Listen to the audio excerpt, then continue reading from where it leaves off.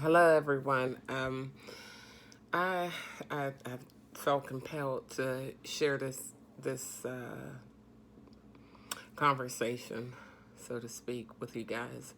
Every now and again, I'll jump on and I'll do a video that is sort of a restorative reflection, and it had been on my mind for some time to actually make sure that I try to cover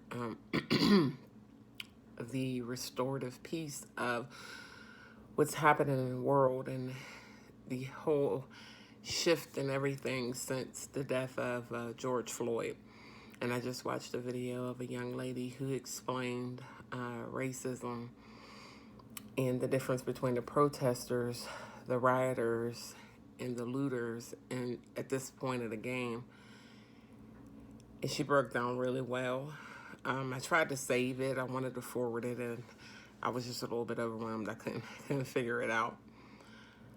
But it's hard to try to have a conversation around being restorative at this very time. And what she said at the end of her filming was that America should be glad that what Black people are looking for, or people of color, are looking for equality and not revenge.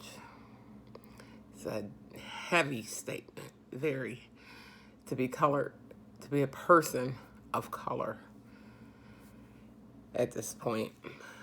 You want revenge a whole lot, but how do you respond with a bit of integrity, and how do you hold people accountable for actions? We are looking for equity, equality, both.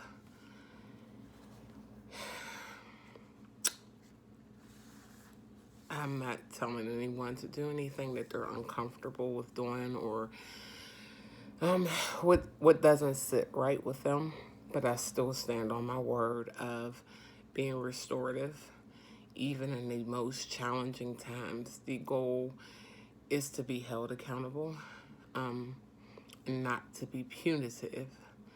And I think that there is a serious conversation that needs to be held within the marginalized communities and with others that reside outside of those communities, to understand what that looks like. Hopefully their narratives of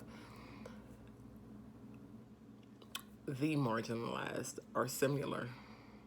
I'm